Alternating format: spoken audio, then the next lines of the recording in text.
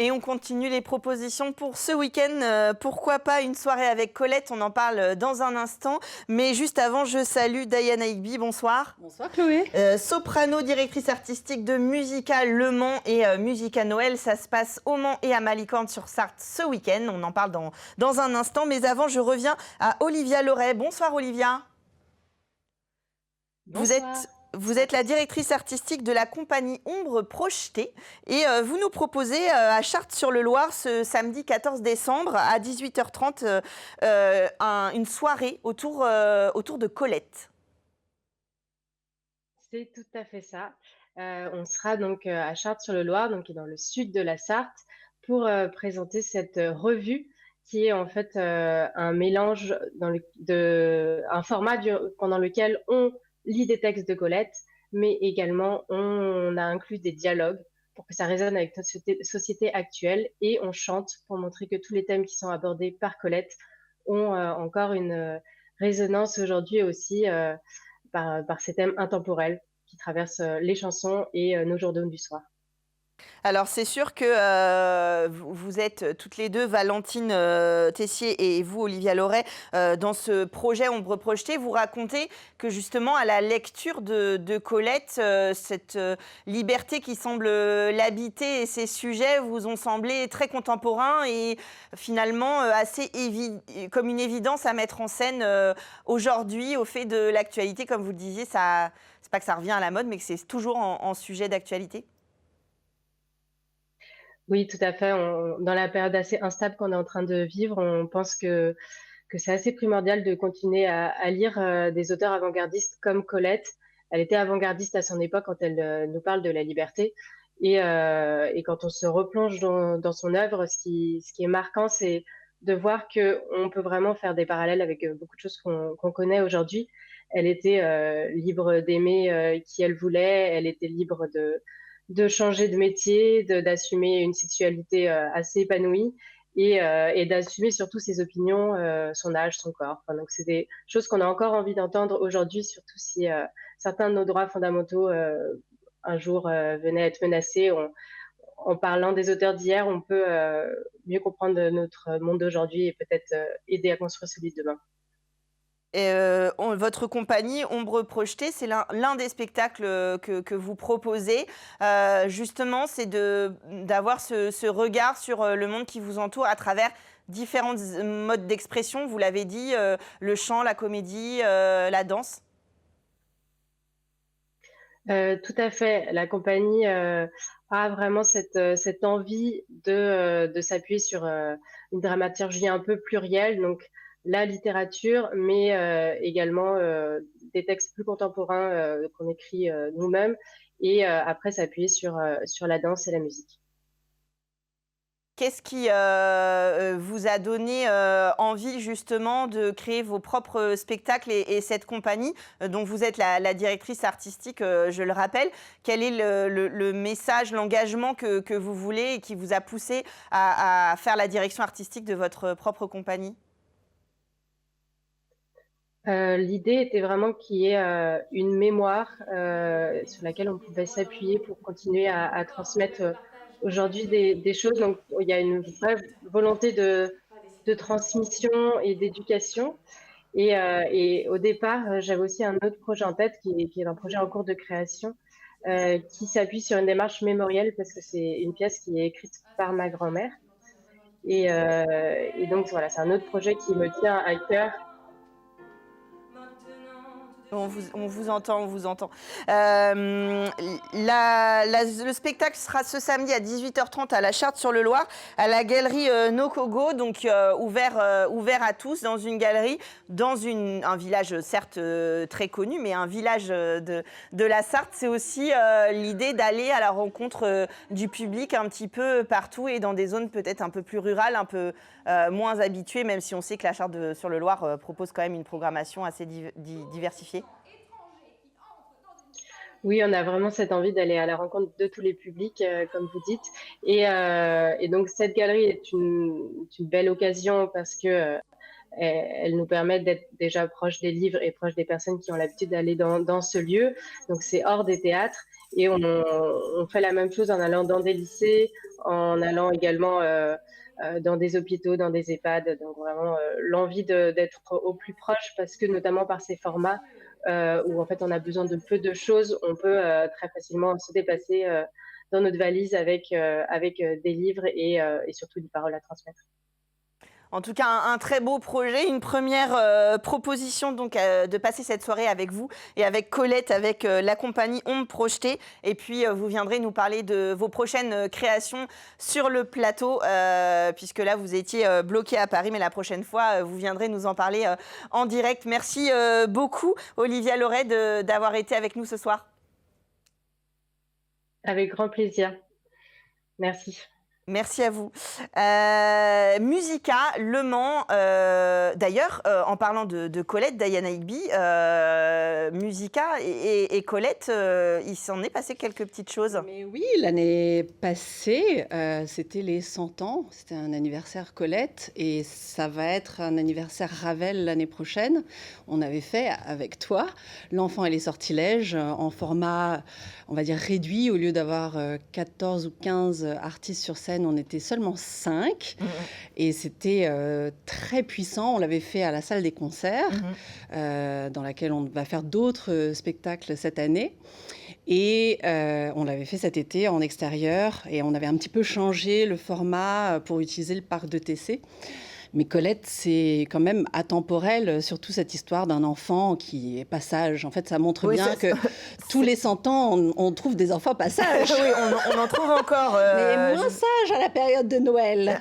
Comme de par hasard, pourtant il devrait. En tout cas, enfants sages ou passage ou grands enfants surtout. Ce week-end, on a l'occasion de découvrir des musiques, des chants de Noël. Alors, on va commencer ce vendredi. Demain, le 13, à la chapelle de l'Oratoire.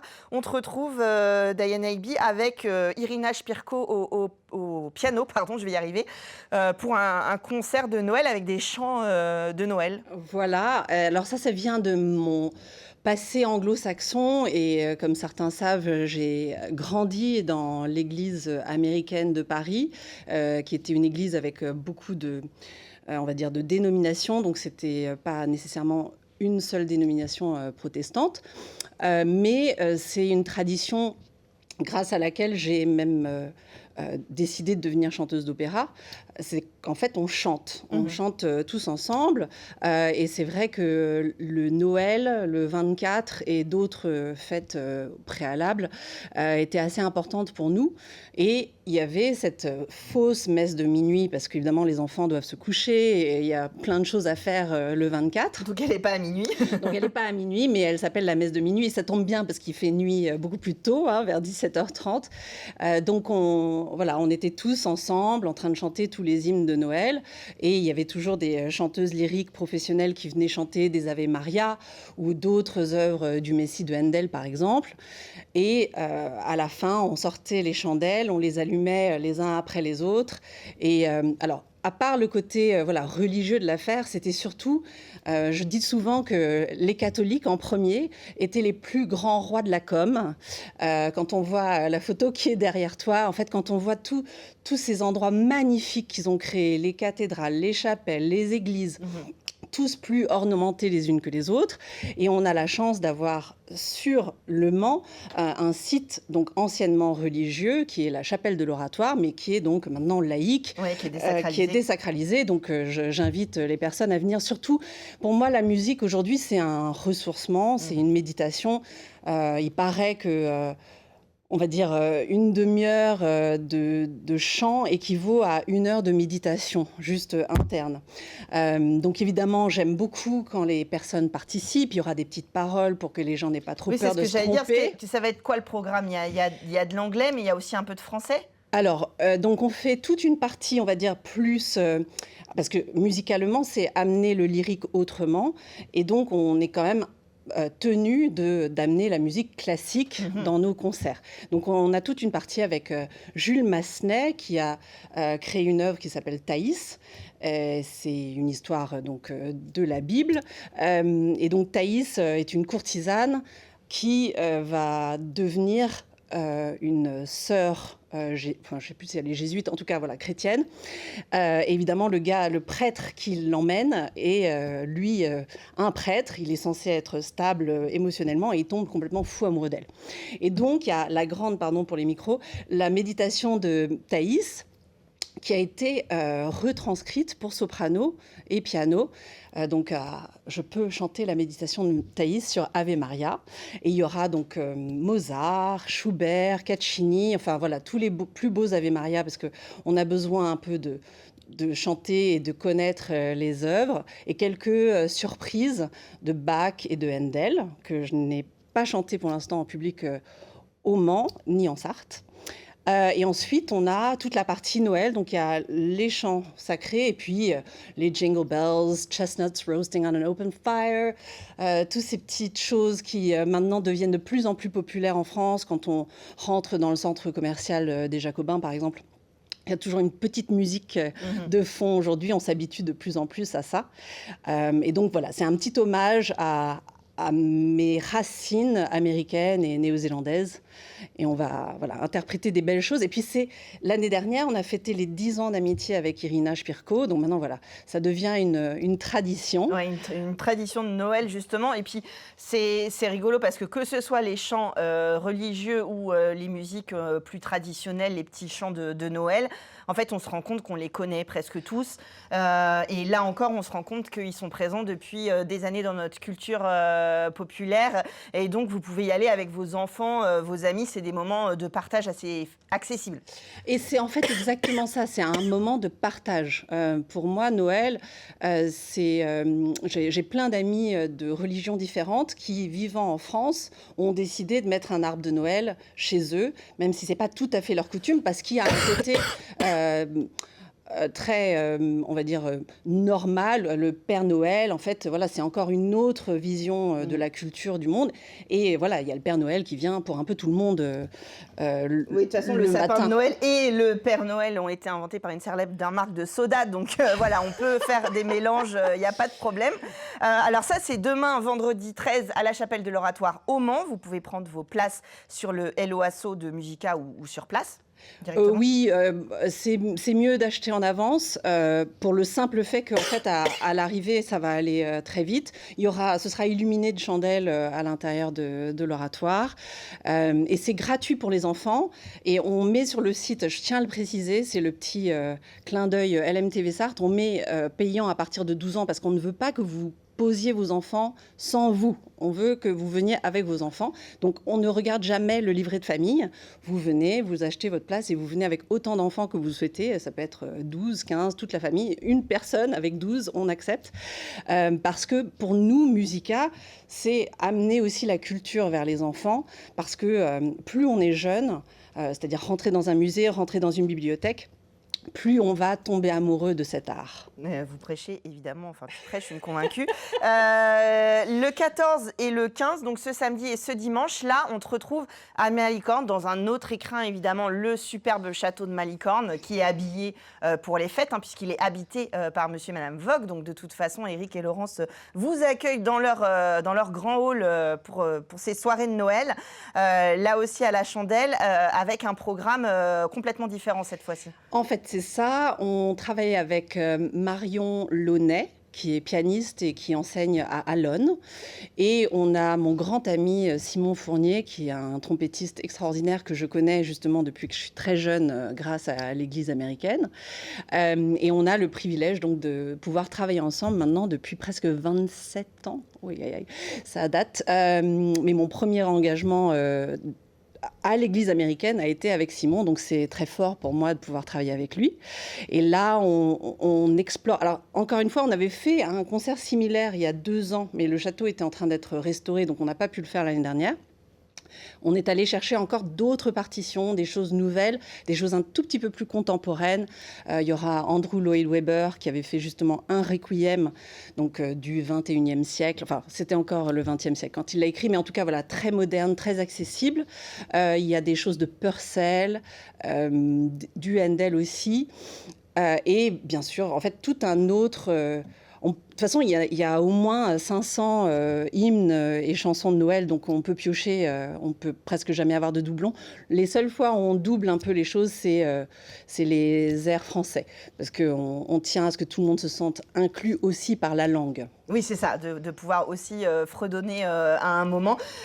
Et donc, ça se passe, comme je le disais, dans le grand hall qui vient d'être restauré. Donc, c'est les premières soirées de Noël dans le hall restauré. Donc, c'est aussi un nombre de places limitées, mais c'est aussi une soirée très privilégiée au château de Malicorne. Donc, n'hésitez pas, si vous avez été au festival cet été et vous avez vu des spectacles en plein air, là, on rentre vraiment dans le château et on profite, comme à l'époque, du grand hall et du spectacle tel qu'on pouvait l'imaginer il y a un siècle. En fait, ce que j'aime le plus de cette partie-là de Musica, c'est avoir accès au château sans être obligé de payer une taxe foncière. En fait, il y a vraiment la générosité de Laurence et Eric Vogue qui est là au rendez-vous. Il y a une coupe de pétillant offerte, du chocolat chaud le dimanche après-midi. Et c'est vraiment, encore une fois, un moment de partage. On est toujours très émotionnés. Je ne sais même pas si ça se dit en français, ça. Mais voilà, c'est très beau de passer du temps ensemble et de partager ce moment entre les des deux instrumentistes et moi-même et le public. Et ce moment où tout le monde chante à l'unisson, parce qu'on termine toujours. Ça, c'est la tradition que j'emmène, justement. C'est Douce nuit, sainte nuit. Avec les chandelles qui sont illuminées. Et j'aime beaucoup, en fait, ça me donne un peu les larmes aux yeux d'y penser, mais en fait, le côté où il n'y a pas d'applaudissements à la fin, parce qu'on est tous coincés avec notre chandelle. Et j'adore, en fait... On va éviter de mettre le feu au château, de toute façon. Mais j'adore ça, parce qu'en fait, c'est vraiment, justement, remettre au centre ce que c'est que Noël. C'est pas juste 1 milliard de cadeaux et une fortune dépensée, c'est aussi juste le plaisir d'être ensemble, j'espère pour ceux qui le pourront, autour d'une bonne table et passer du temps en famille. Et plus je vieillis, on va dire, plus je me rends compte que les cadeaux en eux-mêmes n'ont absolument aucune espèce d'importance. C'est vraiment ces moments de souvenirs. Et je suis une collectionneuse de souvenirs, je l'ai déjà dit ici sur ce plateau.